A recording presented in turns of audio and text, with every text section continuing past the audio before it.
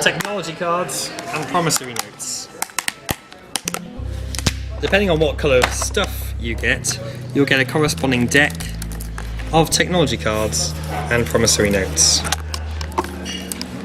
Everyone's deck of technology cards is exactly the same.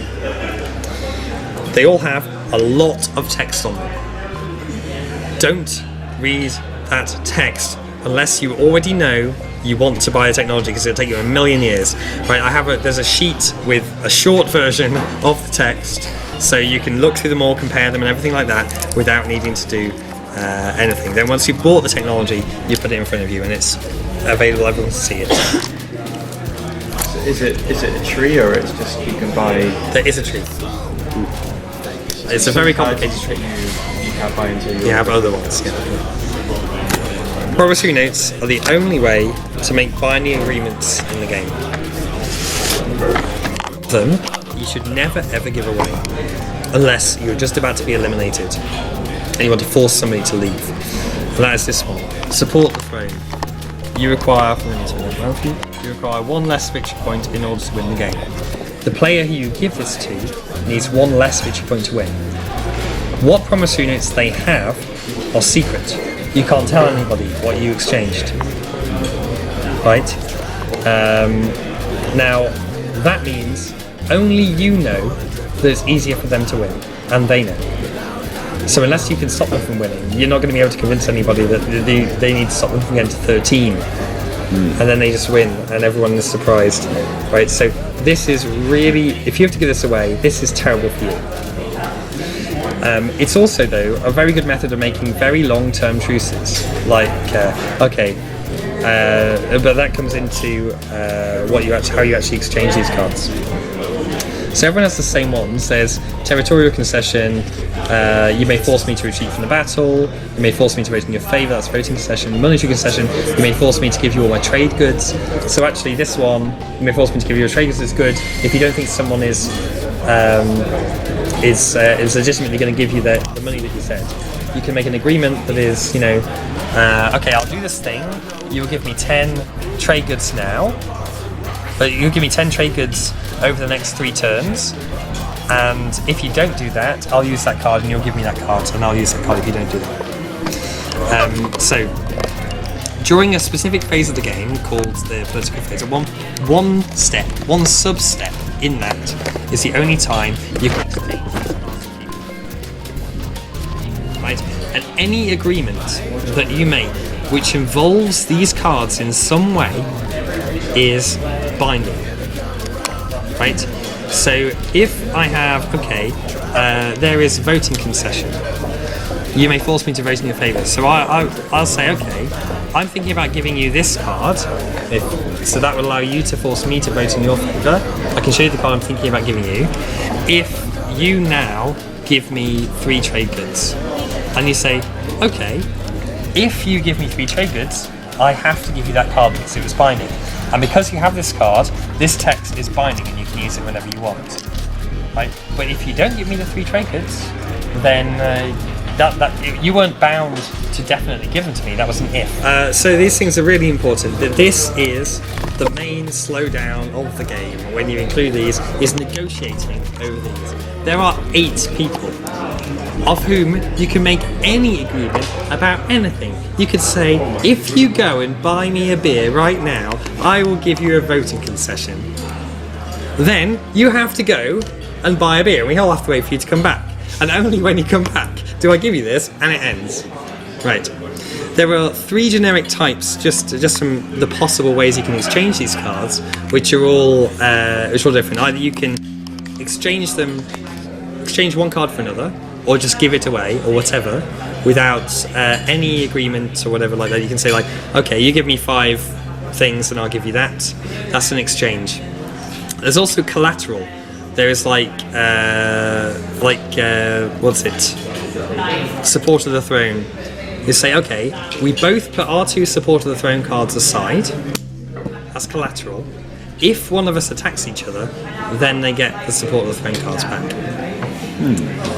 So in that case, these cards are now unavailable for other things. Or you say, like, voting concession, right? I want you to vote my way in the next political step. If you don't, give me a voting concession instead then. So you put the voting concessions aside, and if you always say, if you vote my way, the next political step, you get this voting concession. And so you say, okay, it sits there, right? And then only when you vote the way, you get that. There's also like, you can say, you can use it with, but give like some conditions of when the card can be used. Like, you may force me to give you all my trade goods. I might say, I need money right now, so I'm going to give you this card if you give me 3 trade goods. But you're not allowed to use this card unless I have 5 trade goods or less. And then if you agree to that, it's binding, and you can't use it if I have more than 5. Right? This discussion, it is made with all the other players. Yes. The only thing you're not allowed to say is which cards have been exchanged. So you say this card and you show it. Yeah. You have to negotiate openly. You can't negotiate in secret. If it's going to be a very, very, very long negotiation, then probably what you want to do is negotiate during the gameplay between the two of you over a long period of time. But then it's at the council where these binding agreements are made. So it's only during the political step where everyone's sitting around the table, where everyone can exchange, that everyone will hear exactly what your discussion is. So, Negotiations where they can affect other people should take place in the open. But if it's something that only affects the two of you, it doesn't matter and if you do it quietly when no one's listening, rather than walking away and doing it somewhere else, then that's still fine. But if you're discussing with somebody else how to annihilate, if you and person B are discussing how to annihilate person C, then you should do that in a way that person C can respond. Say, no, don't annihilate me. If you don't annihilate me, I'll give you these trade goods. Then it's helpful for everyone. also, The cards which determine how we actually play the game. The strategies. The strategy cards. That's what we decided by me in the hours between 8 AM and some other time on Sunday morning. I will pick a set of strategy cards with which we will play the game.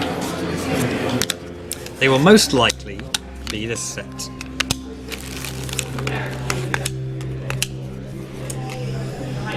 And one of those. Okay. So what these are is cards that determine both the turn order and something that you can do by yourself that nobody else can do. Right. So it's a bit like in I think it's La Havre and Puerto Rico, where you pick roles, and also the speaker, which at the beginning of the game is decided almost at random, gets to pick first what they are going to be. Now the speaker changes the speaker tone to any player except the chosen player. Yeah. So here you get to here in turn 3 you get to decide who the speaker is. So these are the things for which you really should read the online description of for the game. This is when it comes to your turn to pick them, there'll be a limited number, right? So you won't have to think about everything, just what you want to do now. And because they all have a primary ability and a secondary ability, and the secondary ability everybody does, you will always get to do something on this card, right? And you'll be able to see how other people use them, so you'll see how it works throughout the game. this changes every turn. Which cards people have will change every complete game round. The turns work kind of asymmetrically. Someone will do something, someone will do something else, and we keep going in a round until everyone's run out of stuff to do. Then it's the end of a round, and we redraw the cards and everything. So the most easy one to explain is technology. This one, technology 2. It has a primary ability and a secondary ability. The primary ability, only the person with the card can do it. Nobody else can do it. The person with the card also can't do the secondary ability. Right? So the primary ability from here, receive 1 technology advance for free. You may then buy a second technology advance at the cost of 8 resources. You must have the necessary prerequisites for each technology. So this is the tech card, very easy. If someone wants tech, they get this, they get technology for free. So you don't have to spend any money on tech, so it's not really whether you buy tech or not. If you get this card, you'll get tech. The Jolnar, their special ability is that they can use a secondary ability at the same time they use the first. So they get one for free. They can spend. They can then receive one technology for 6 resources. Most of these secondary abilities require you not to just spend resources or something like that, but also to use counters, which you'll have strategic allocation counters, they're called. So you'll have you have 3 parts of counters, and we'll go into this in a minute. But the strategic allocations are used for these. So the strategic allocation strategic allocation area holds counters which you use to activate the secondary abilities of cards. The Jolnar could in theory get 3 of this, Technology, right? yeah. Okay.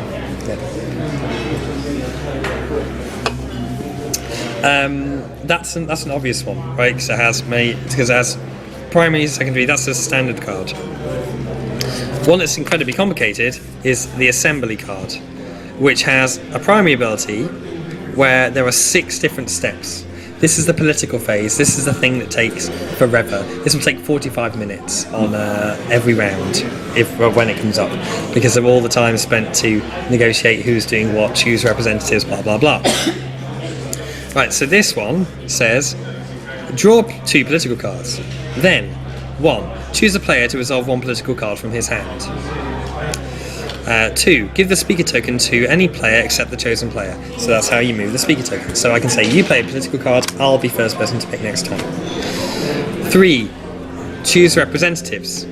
So that's where you go through your hand, you pick the representatives, you play them into the thing, blah blah blah. No, you put them face down, so nobody knows which representatives you say. Then we say, has anybody played a spy? Anyone who's played a spy puts up their hands, they flip over their spies in order, and the spies have effects like killing people and stopping the vote from happening, vetoing things, or exploding and killing everybody. Then before the vote is cast, we then have after the spies though, so you have to remember, you have the bargaining and promissory note step. This is the only part in the entire game where you can make binding agreements. This is the only part where you can exchange those promissory notes. This is the only part where you can really discuss bargaining. I mean, everything else you can discuss, but it's not binding in any way. So remember that it's not. If you accidentally think you agreed to something that was binding and it turns out not to be binding, you really will hate yourself for that. Then finally, whatever political card was that was chosen in step 1, we then get to vote for or against. Okay? And it might mean a new law, it might change the galaxy completely, it might destroy somebody, it might mean that somebody's strategy is never going to work now and really wreck the game for them. It can do many different things. Voting, you vote with a number of votes equal to the influence on unexhausted planets that you have, plus any bonuses you happen to have, plus any trade goods that you like to spend. You can spend trade goods as resources or influence at any time. Then there's also a secondary ability. So after all this is done, and once you've gone through this whole 45-minute thing here, right, we're done. Okay, next. Oh no, the secondary thing. Spend 1 command counter from your strategic allocation area to draw 1 action card and refresh 1 planet outside your home system, which is cool. You can drawing an action card. Action cards are pretty interesting things. They allow you to do instant changes to the game. And refreshing a planet can be important if you really need the resources for something you're going to do, but only if it was worth more than spend 1 command counter. So the primary ability is done by whoever controls that card. Yeah. But the secondary can be done by anyone. The secondary ability can be done by anyone at any time, so even if they've already finished their go. You can do any of the secondary abilities or just one of them? Any of them as you like, when they come up. All of them if you want, if you have enough strategic allocation stuff. Yeah. Okay. What else? Building things happens in these cards. And we can have more cards than 8 players. 8 cards, 8 players. Everyone gets 1. Yes. So there aren't going to be like any secondary abilities that come in and out of the game. Well, we can actually play with that. It's possible, but there are extra cards that you can add in that mean there's There's things that cycle through. I mean, there were some of them that are just going to be completely useless at the beginning of the game. Completely useless. And nobody's going to want it. Yeah, there's going to be something that nobody wants to take, and it's going to be stuck. The last person has to take it. But a lot of the time, the final turn, who wins, will be decided somehow by what strategy card they were able to pick. Like, oh, if I'd been able to pick technology, then I would win. So really, you've got to think about your final turn when it comes up to that. If you think you're likely to win, make sure you can't only win in one way. One obvious way. Try and make it impossible for you not to win. Could you this is the difficult thing. Do like a binding agreement saying at some future turn I can take the one you choose? The only thing you can exchange is trade goods. You can make agreements about things that are legal in the game, but if you make an agreement about something that's not legal in the game, then it can't be done. So you can't swap strategy cards. There is a mercenary that allows you to take strategy cards, Okay. which is awesome. There's so this decides where you go in a turn order. Whether you want to go first or last in a turn order is very depending on what you want to do. If you want to preemptive strike somebody before they can build their new space dock, you want to go first. Right? Or if you want to build your space dock to stop people from attacking you, you want to go first. But then exactly which order you do things in might mean that even though you've chosen to go first, you didn't actually go first. You did your strategy thing first instead. So you kind of screwed yourself up, and then they attack you anyway, like, oh crap, yeah, I thought you were going to do that first. Oh well, never mind. Well, you can decide not to do strategy first, right? You can hold the card and use it when you want. Yeah, exactly, right. But you might have thought they were going to do that or whatever. It's cunning exactly how the game works. So it's the galaxy is a very fluid place, and it can change a lot in between the last time you did something and now when you're doing something. You can go from having a huge fleet with loads of stuff, and you think, okay, I'm going to build at that space dock, I have all my units here, and then the next time you're going to go, your fleet's completely destroyed and you only have your home system, like, oh, so I can't do that thing. Oh, okay, well, and so there's also a part of the game which is influencing when people do things, or trying to tell when people are going to call trade. When people call trade, you get money for your trade agreements, but when will they do that? There are some secondary abilities which are pointless, like a secondary ability of warfare. Spend one command counter from your strategic allocation area to move up to 2 of your ships from unactivated systems into any adjacent systems you control. So you move 2 ships around at the cost of 1 command counter, which is very expensive. Command counters, you stack them for things. So unless there's some amazing future strategy you've got in plan for that one ship that you managed to move somewhere, you're kind of screwed. Do you exchange 2 ships? No, you move 2 You can move 2. Yeah. The problem is that once you activate the system, you can't activate it anymore. So we'll You can talk about activate it that only once. So this would be a way of getting more ships in. from unactivated systems into adjacent systems, yes. If you forgot to move them in the first time. Well, not necessarily, because I suppose. Yeah. If they're activated for some other reason. After you build them. If you build them with production, probably. Yeah, and you already fought in there, then you this go would into be reinforce. bringing more ships in and surprising the enemy. Okay, then. Okay, I'm not sure we're going to be playing with that one. Probably be playing with Imperial 2. Isn't that you can have multiple objectives? Yeah, I'm not sure which one we'll play. We'll pick something, but either Imperial 2 or Industry probably we'll pick. Well, I don't know. I'll decide. I'll decide on Multiple something. objectives let you do the bubble. Yeah, I don't like that because it means I can win too easily. Sit there, do. I take Imperial. I claim all the technology advances all in one turn, and I win. You have 10 technology, yes. You can't stop me from winning. Because technology is something you can't destroy when people have it. So if there are a lot of technology cards out there... Or a secret mission, I control this much space. All the destroyers, I was just sent to places that you feel are completely harmless. Actually gave me 3 victory points. Yeah, for example. Yeah, that's a good strategy. Okay, so that is the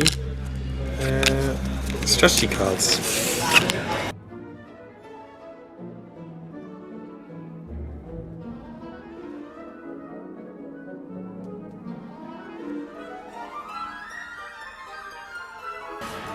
Political cards. During a political phase, we will draw political cards. There are many different types. It's an easy one. That one.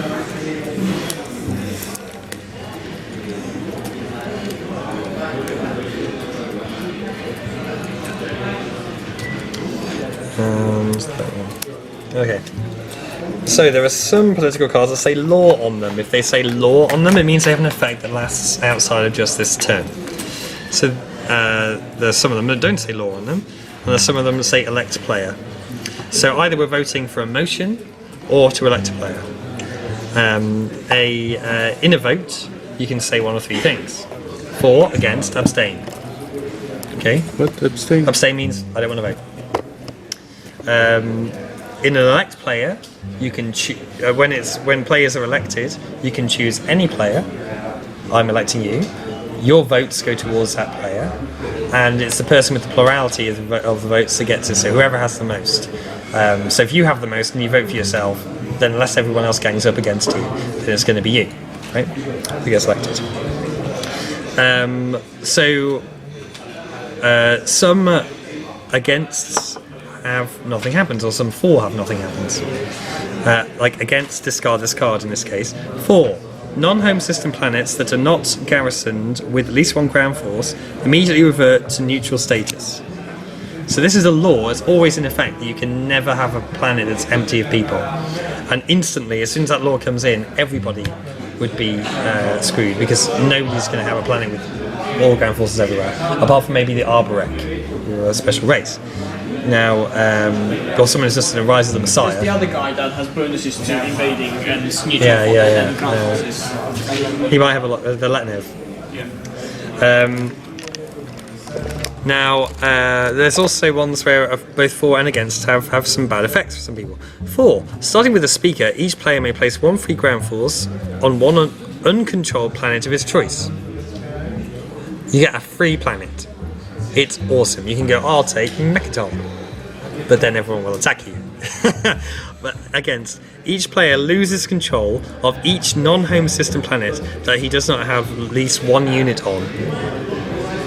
So if you vote against, then it's the same effect as the law in this case. Good, some of them are bad for the player who's elected. This one is official sanction. Elect player, the elected player may not invade a neutral planet or a planet controlled by an opponent for the remainder of this round. It might not seem very, very bad, but if it happens in the first turn, if the first thing to come up is a political thing and this happens, then somebody's completely screwed. The mercenary cards. When you get the trade, when you're the primary person on the trade strategy, you get one of these mercenary cards if you want. This guy, that's the same guy I took the token out before. He has a name, he has a battle, space, ground, movement 3, awesome, right? All of these guys have some awesome thing about them. Movement 3. And he hits on 5. He hits on 5. Oh my god.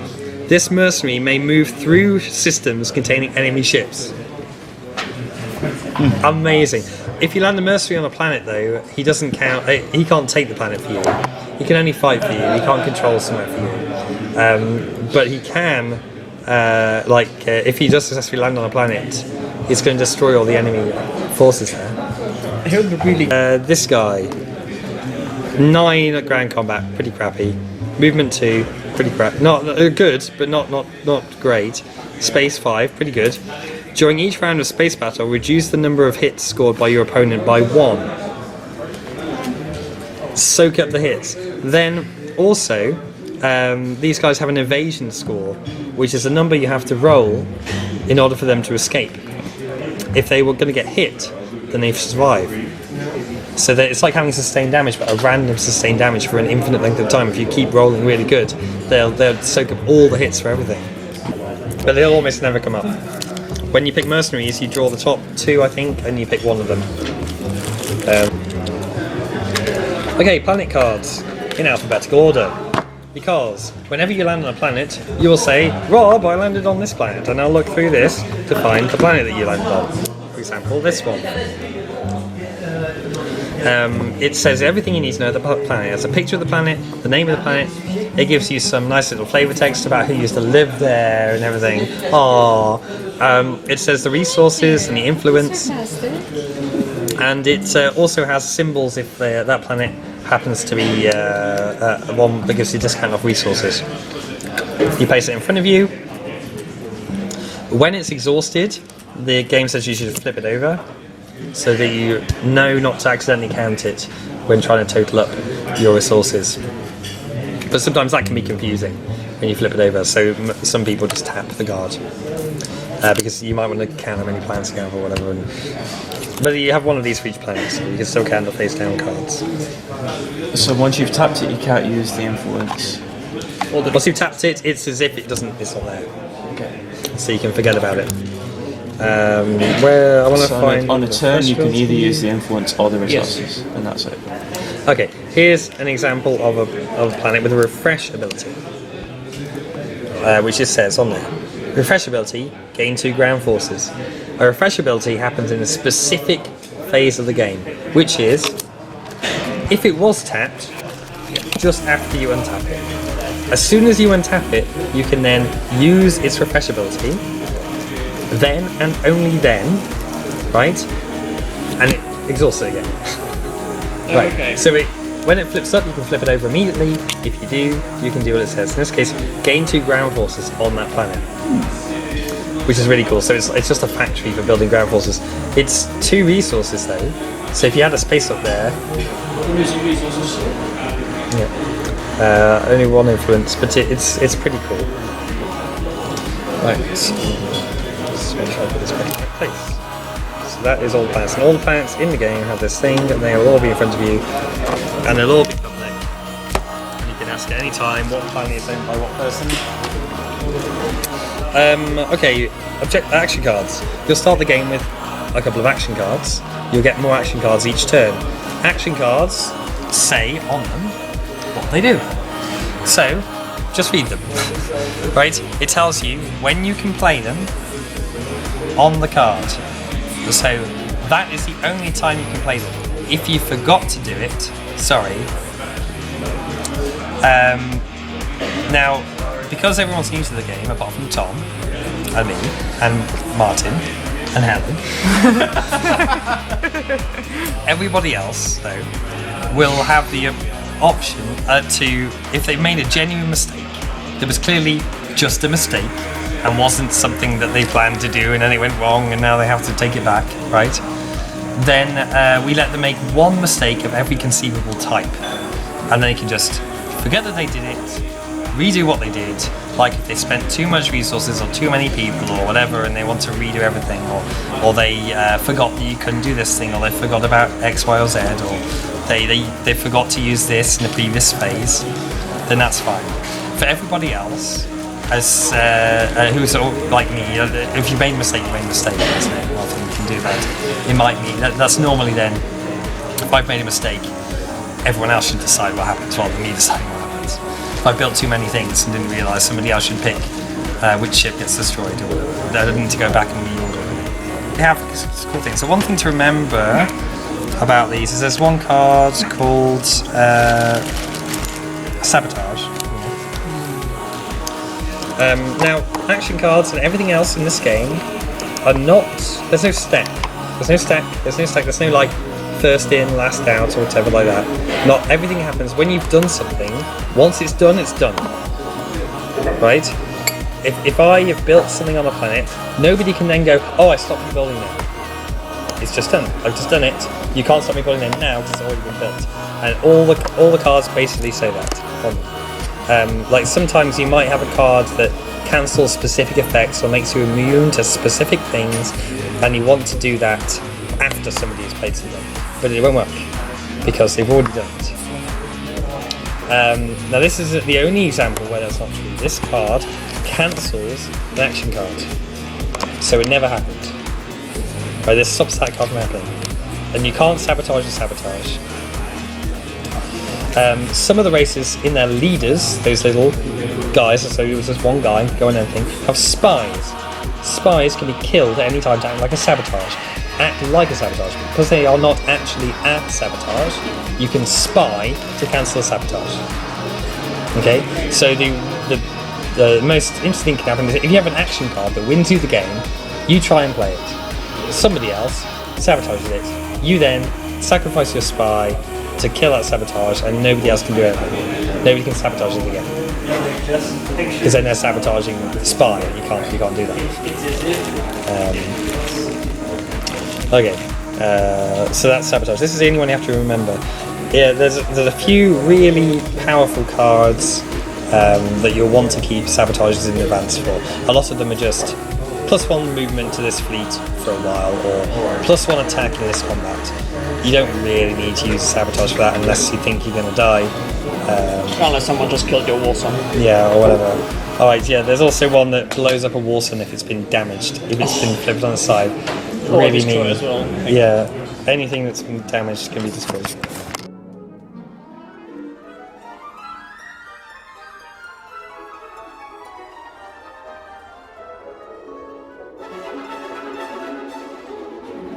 Okay. Technology tree. Technology tree. Everyone will get one of these specially laminated technology trees. Alright? They each have the colour of the technology, that's the colour of the thing, right? The arrows represent dependencies. So in this tech tree, you start from the top and you gradually cascade down. Okay. So the top, there are some technologies which don't require anything. And this number in brackets before the technology is how many tech, the minimum number of tech you require if you're going to get there. Of course, you could have bought a lot of other tech, so it could be that you have a lot more than that. But, or you went not the most efficient way. So it could be more. So then so it will take you several turns to get all the way down the tree.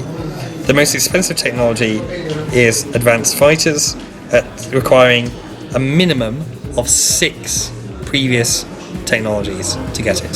So that would be the 7th technology you bought if you only bought things along that path. You start with some. You start with a few, and those are determined by your race. So depending on your race, you'll be aiming for a different thing. You should aim to buy technology which enhances what your race can already do. You want to make the game more asymmetric so that you can exploit your race as well as possible and win the game. The best wins are from people who just have really munchkin their race to amazing amounts. So building your flagship and all that kind of thing, doing everything, getting all your race technologies, things like that win quite a lot. Some technology that is always useful to have. So these technologies are split into different categories. Red is basically warfare technology. Blue is basically logistics technologies like movement technologies, right? Green is this kind of miscellaneous biogenetic research, nanotechnology type thing. And yellow tech is industrial. So in each of them there are some awesome technologies, like the assault cannon, say, in the red tech. Dreadnoughts get a free shot before combat. So before combat, all your dreadnoughts in your fleet roll, and they have to remove casualties immediately. This text is a short version of what's on the card. So if you do think you want to go for that tech, you read what's on the card before you buy it. But you can see everything from here. Some techs require you to have multiple technologies together, like Type 4 drive requires you to have XRD and neuromotivator. And some technology give you an either or option. So neuromotivator itself can either have microtechnology or stasis capsules, one or the other. Also, the dash lines are alls and their solid lines are ands. Now, what else can I say? Okay, yeah, other cool technologies in blue, XRD, carriers +1 movement.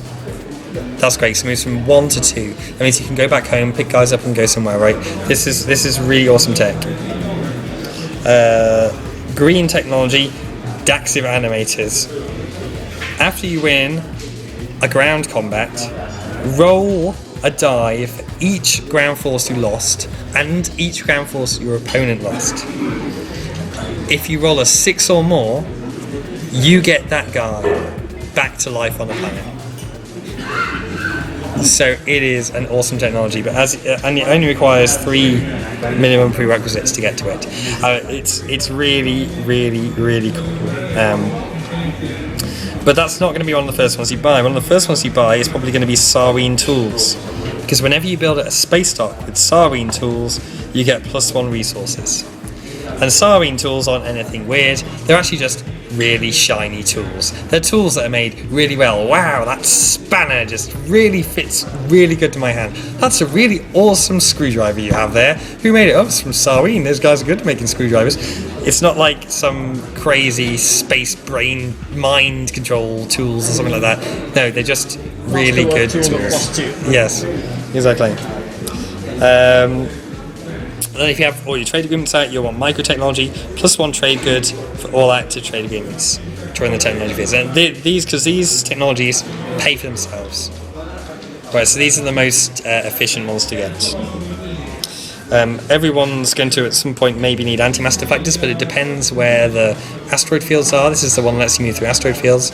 It's a typical starting tech, most of the races have it, and if you are far away from asteroid fields, you don't even need it.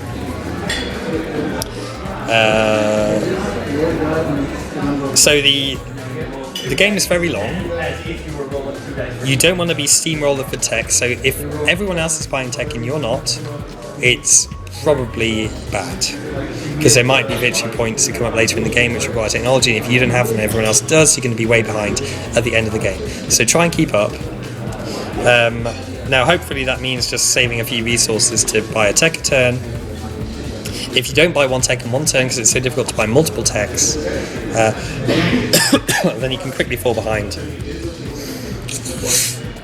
So, and you don't want to buy everything. So, having looked at your race sheet, decided what you want to do, you pick something. You think, okay, I want this, so I need that and that and that. I have that already. There can be if you start off with Hylar and Deep Space Cannon, right, then that means your planetary defense systems, because they can now fire into adjacent systems, not just the one you control, are pretty good. So you might want to also buy Megan Defense Grid, PDS units at +1, so all your PDS have better attacks, and all ground forces in the same hex as PDS get +1. And then that one would also give you a prerequisite for light wave deflector, allowing you to move through enemy ships, which means you might want to buy XRD, which you wanted to buy anyway, which requires anti-mass deflector. So those are the things you'd be looking to buy. If you start with Hylar and anti-mass, go for lightweight deflector via XRD and Megan Defense Grid. Be a really cool way of doing it. Okay. So that's the tech tree, and you'll have this in front of you all the time. On the back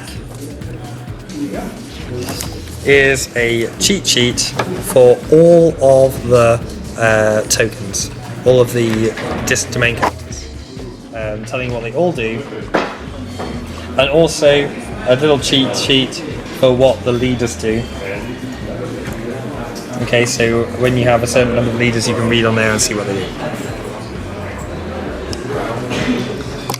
Right. That's the technology. Everyone will have one of the sheets. Then we go on to the race playmat things. Every race has one of these. There's a lot of them, all nicely laminated. So these are the wormhole race, the Ghosts of Creus. Everyone's sheet looks kind of like this. Right? There's a bit that tells you about your race. Do you want to have one over there, right? there's a bit that reminds you how the game works. There's a bit that tells you how much it costs to buy everything, which is the same information as on those little cards that will be in your in this box. Oops.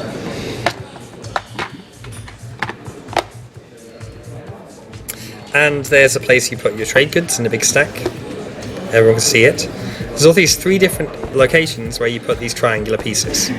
If they're in here, face up, or face down, whatever, with the ship size showing, then they represent your fleet supply. That's how many ships, how many capital ships you can have in any one area of the board.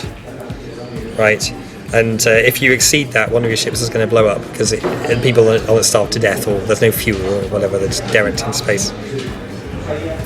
Then the rest of the 2 piles, it's open, I can see what's on yours and you can see what's on mine, will tell you exactly what you're able to do that turn.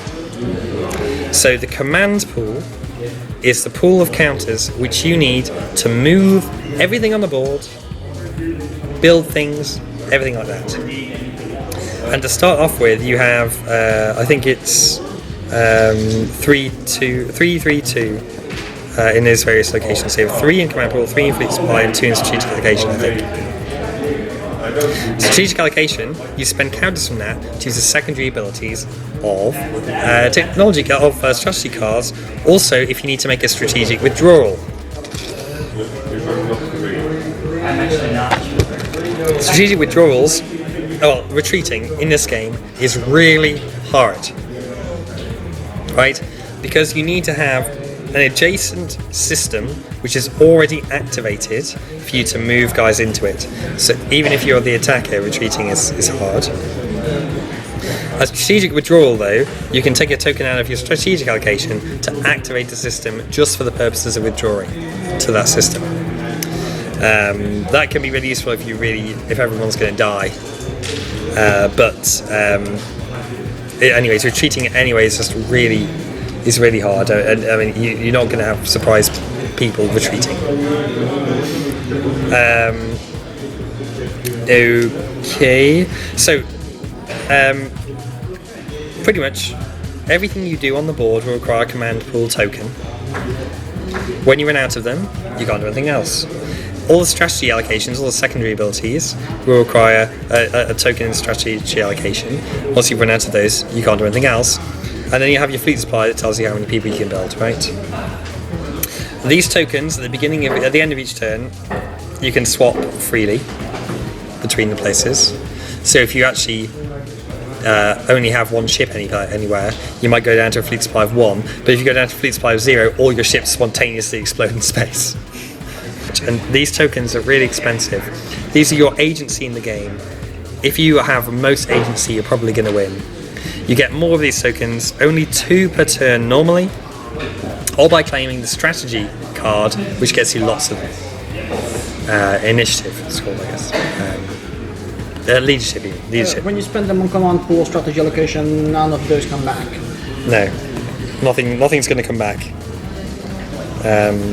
Once you've spent it, it's gone. Yes, the fleet supply stuff just stays there, it's not going to go away.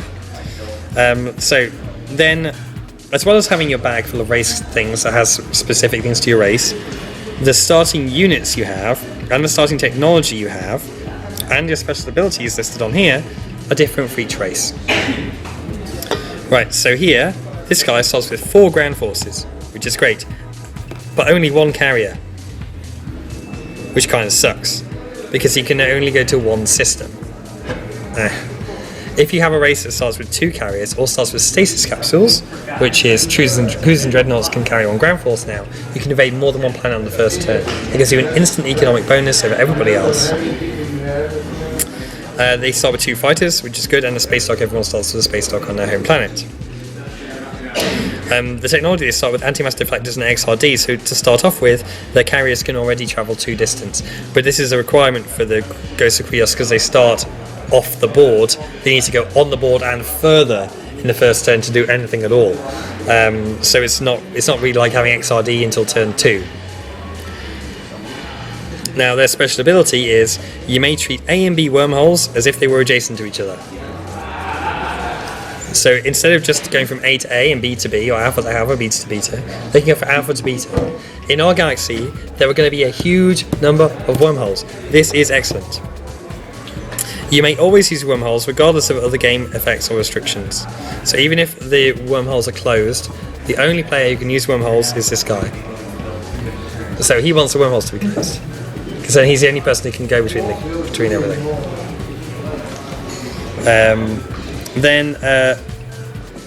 In fact, but we don't play with closing the wormholes law because we play in multiple galaxies. No, you can't really close the wormholes in that case, in which case the central galaxy becomes impossible to get to. Other players may not use A or B wormholes to travel into a system you control. Brilliant. You just control the end of a B wormhole, nobody can use it, or you control a system adjacent to it, they can't come through. Going into the other galaxies, I guess. They can stop people from coming through the wormhole nexus. This is a key thing. Oh yeah, if you come to the wormhole nexus with these guys, no one can attack. Yeah, there'll be a C in the wormhole nexus though, and their ability doesn't affect C. So the C wormhole... Which is still a very, very good guard. Still, yeah, it's still good, but the only way they can get in is with C, which is always one more away than A and B. So. Okay.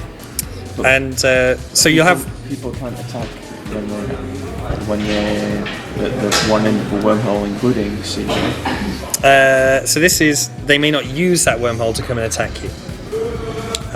It's not... If they're using the C wormhole to come through, then that's fine, right? Okay. So, I know that each race is kind of annoying, but this I don't understand, so there's... Yeah, so I don't recommend that a first-time player ever plays with the Arborec.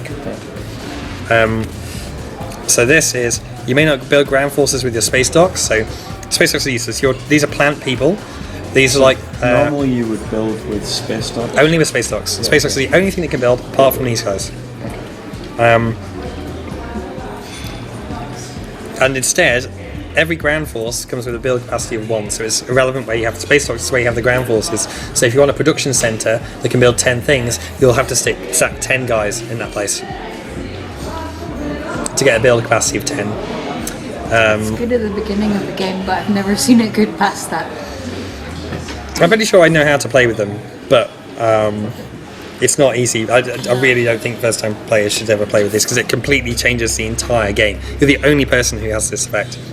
Space docks are completely useless for you, whereas there are actually victory conditions which require space docks. So, like, well, to build these space docks for no reason. It also means that you can reinforce the front lines really quickly, though, so it's really good. So your ground troops build over ground troops. Yeah. So here, what you'd want to do though is, with those guys, you go for Daxo animators and gen synthesis to make sure your ground force are the most uber amazing ground force you could ever hope to get, and just populate the galaxy with ground force as much as possible, and basically forget about your ships. So you'll have this sheet in front of you for the whole game. And this will be basically where you have your play area. And so you have all the tokens, you'll have the guys in the box to one side, you'll have your planets all in one place, you'll have all your technology in one place. It's a large area that you need. You'll have your hand of action cards, of political cards, of everything like that, and a stack of technology cards that you haven't used yet, and promissory notes and things like that. You have a lot of stuff.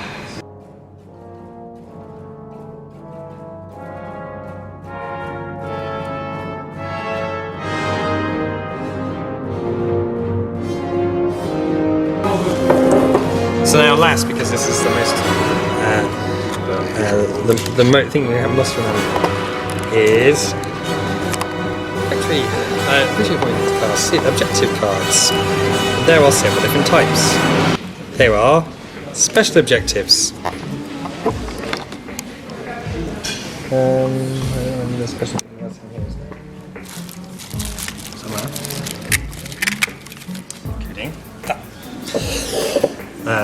which is a house rule special objective.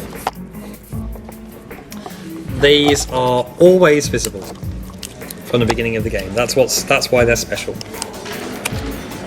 Okay. They can also, some of them, well, these ones at the top, can change randomly during the turn of the course of the game. So these are the victory point cards, which represent the artifacts. These 4. Also, there's the voice of the council. The voice of the council, in the first political step, we will elect a voice of the council. We'll all just choose a person to be the voice of the council. From then on, that is the person who decides when people are taking too long with their turn. And says, hurry up, it's your turn now, blah blah blah. If they're being too much of an ass about it, you just re-elect someone else. For the time when they are voice of the council, they get 1 extra victory point all the time. So actually that can cause problems in the last turn if the guy looks like he's just about to win, has the voice of the council, in which case you want to stop him from being elected, and then so he's trying to force people to vote for him and stuff, and be weird. These artifact cards can change hands also a lot during the game. Then there's this Peacekeepers card, which is a special one, to try and help along people who are so far behind on the victory track that they've got no hope of ever catching up to anyone, because they were stuck in a screwy part of the galaxy surrounded by supernovae, something like that, and they've only just managed to escape. As soon as we enter stage 2 of the game, they can claim this. I have fewer victory points than any opponent. If they're last, they can get a sympathy victory point. It doesn't really help too much. In an ideal game, we should be in a situation, in an ideal game, where everybody's had a lot of fun, and it's really very interesting how the end game plays out, how people are negotiating with each other, and that the winner is surprising. That's the best game, that somebody goes, so I win! Like, what? Really? You were last halfway through? Yeah? No. Okay, so then there's other types of victory cards. There are the public objectives, which there are 2 types, stage 1 and stage 2.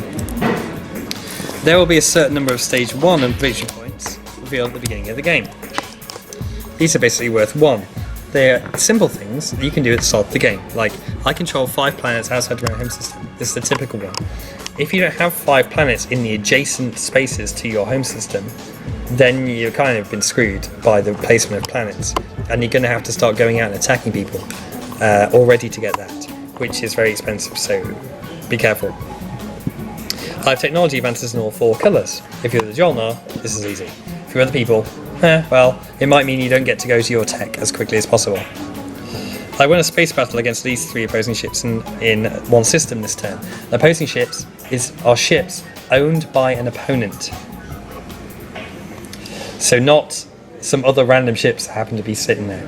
So you have to actually attack somebody. So when I say, like, don't be a dick, attacking somebody to get this victory point is fine. But don't attack the same person you just attacked last time, unless that's the only person you can do and it's the only victory point you can get, and blah blah blah. If you need a victory point, go for it, right? Okay, and there are other victory points like that. Then at some point during the game we'll move into stage 2, where they're worth more but they're hard to get. I have at least 9 tech advances. I now spend 20 resources or 20 influence. Some of them said I now spend blah. That means during the victory point claiming step of the game, you need to be able to spend those resources or influence then and there, all in one go, right then. And this is basically a waste of stuff, because you could have probably spent it on things which get you a different victory point. So if you have to take this, it sucks. I won 2 space battles this turn in different systems against at least 3 opposing ships, blah blah blah. There's lots of them about technology. Then all these are public, you know who has them all, and at the end of every turn there's a step called the objectives card step in status phase section A, where you take a control marker and can put it on any one card. Because you can only claim 1 card a turn, it's very easy to fall behind. So, depending on what the victory points are, that tells you what you need to do that turn. You look at all the victory points, you see what victory point can I get this turn. If there isn't one, only if there isn't one, do you think, okay, what victory point can I get next turn? Right, and try and optimize your game like that, and play. More than one person get the same victory Yes, point, right? yes. Everyone will eventually claim almost all of the low-level ones. As soon as the 2 victory point cards come up, you'll want to claim one of the 2s because So it's not worth all the more. cards are available.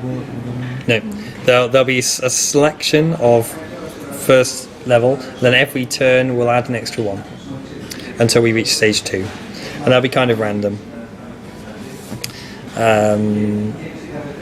So that's most of them. Then there's the secret objectives, which come in 2 types. Preliminary objectives. Everyone starts with one of these in their hand. Right?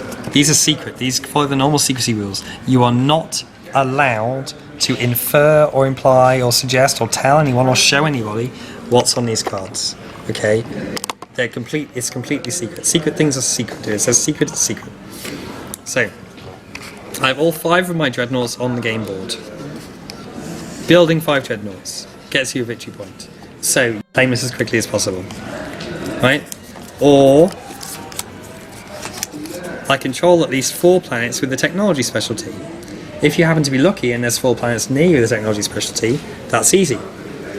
If only planets with technology specialties are in the middle of the galaxy, it's going to take you a long time to get there, but you need to start thinking about that to begin with. Okay, so when you get these victory points, you turn the card over if you get it and show you. During the status phase where you claim objective cards, you can claim 1 public one and 1 secret one. Okay, so when it says 5 dreadnoughts, you don't have to say, "Oh, I had 5 dreadnoughts at some point, and I had this card all along." You have to have it during that phase. Okay. You have to have 5 dreadnoughts on the board during the objective phase. Yeah, but what I'm saying is it's not in the secret at that point, right? You can show it and get the victory point. Yes. Okay, right. You don't have to keep it to the end and then say. No, that's exactly okay, right. So then, once you've completed your preliminary objective, and only once you've completed your preliminary objective, which are normally easy but random, depending on where you are, if anyone has an objective which has anything to do with wormholes, forget about it, because there are too many wormholes in the galaxy in our version, so you just give it back to me and I'll give you a new one. That one, for example. Keep it. I have at least 1 non-fighter ship in every system containing a wormhole. Yeah, usually that's 4. In our game, it's like 9 or 12, so it's a lot. So here's, for example, I control at least 4 planets with the same technology specialty. It's quite hard. It's hard to find them because they might be all over the galaxy. 2 victory points. So you'll hope that you manage to get that one last planet somewhere. This is going to be where you piss people off, by invading a planet next to their home system. I need to say, listen, there's a reason I need to take this planet. It's no hard feelings. I'm just to get in the planet. Okay, sorry about that, but I need it. And then they will think, he needs it for a victory point. So, and everyone will know that. So then they'll hopefully attack you to try and remove it. If you think you know what someone's secret objective is, you should not help them get it. You should do the most you can to stop them from getting it. And the secret objectives, there's also, I control 8 planets outside of my home system.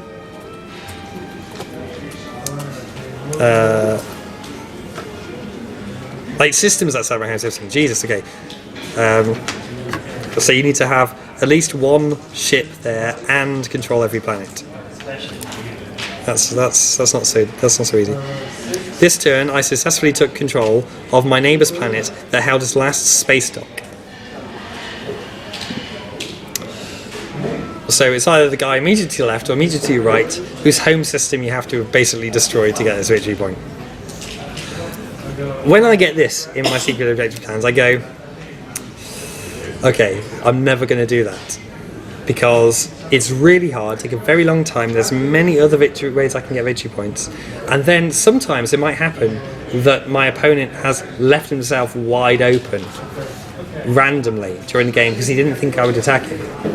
And then I can destroy his last space dock, claim this at the end of the turn, and I haven't done anything to completely destroy him, and I haven't spent all those resources to engage in a war, because warfare is expensive. I control all the planets in another player's home system. Right, so the secret objectives are secret, don't tell anyone about them. And this is how you win. Right.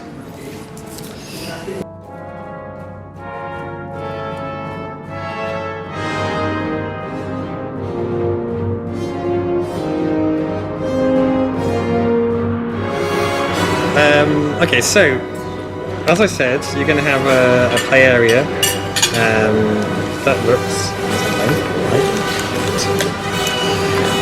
You'll have 2 stacks of swirly shaped side up stuff, which is your command pool and your strategy allocation, and you'll have a stack of ship side up stuff that's your fleet supply. Right? And now we're going to go through this part of the game that tells you about what you do in what order.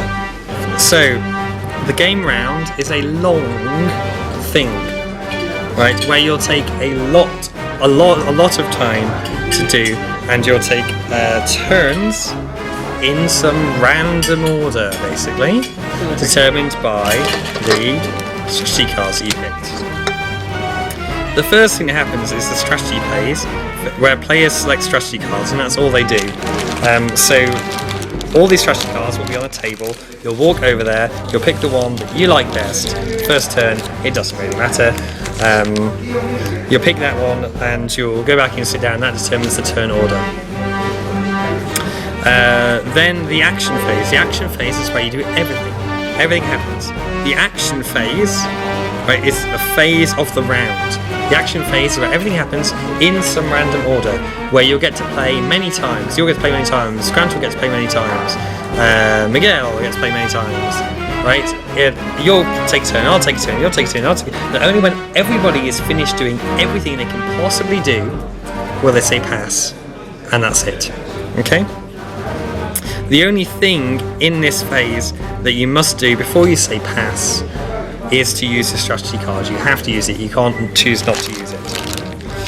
So, at some point, you'll say, okay, I'm calling my strategy phase. You do everything that it says. You're the primary person. Everybody else is the secondary person. Then you flip it over, and it's done. And then it's the next person's turn. And it's always in order of the numbers on the thing. Apart from one of the races, which their special ability is they always get to go first, which is not necessarily an advantage. So, saying that you've done that, so you don't have that option anymore, you have three other options, a tactical action, a transfer action, or pass. Right? So we'll go through each of those individually.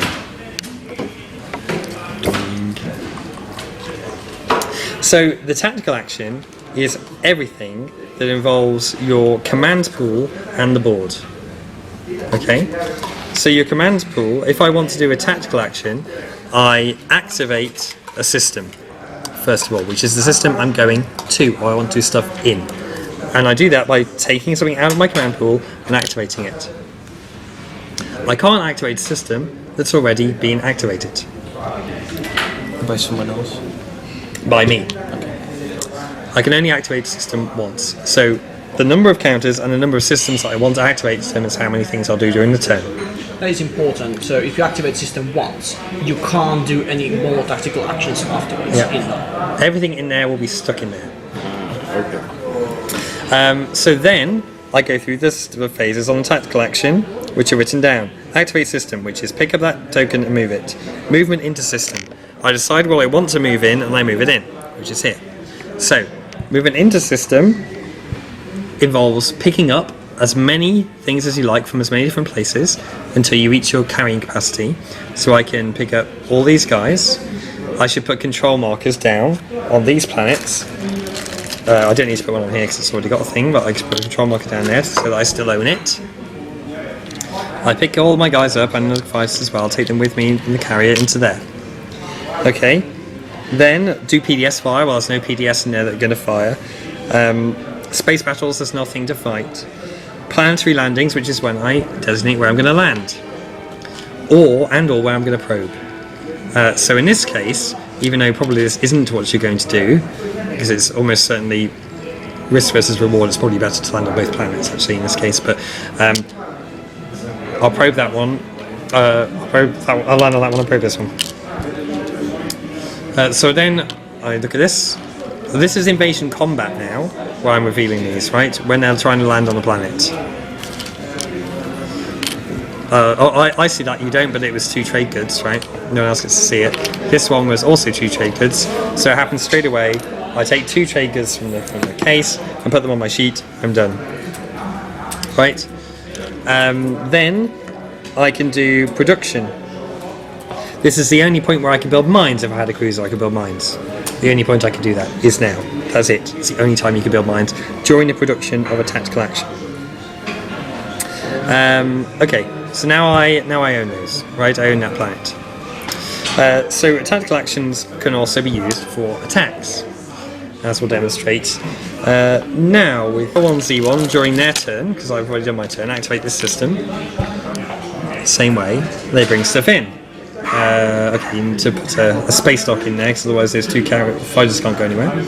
But we bring in these guys. Let's say you have stasis capsules, so you also bring one guy in each of there. To PDS fire? No, because there's no PDS. The first thing that happens is space combat. So this is the point where we fight each other simultaneously, because none of us has the technology which allows us to go first. Now, you have a destroyer. The first thing that happens is the anti-fighter barrage. You roll 2 die to try and take down my fighters. So you're looking for a 9 or 10. 1 hit already. Boom, dead.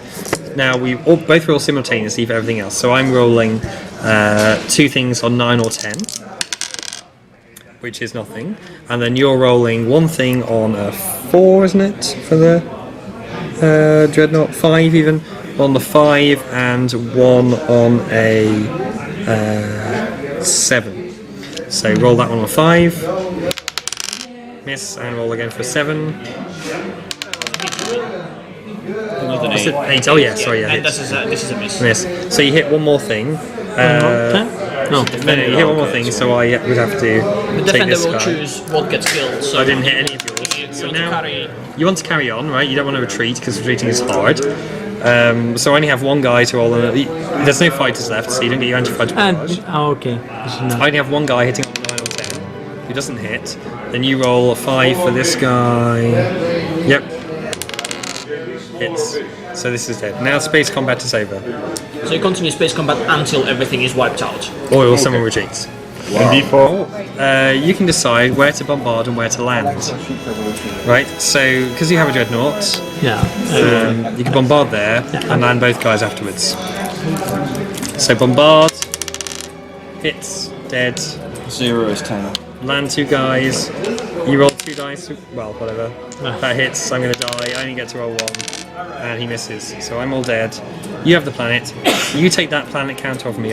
When I got that planet the first time, I would have asked for it from the box and would have found it in that box. And so that's tactical. Okay, so let's go back to our original. So let's go back to the situation we were in just before,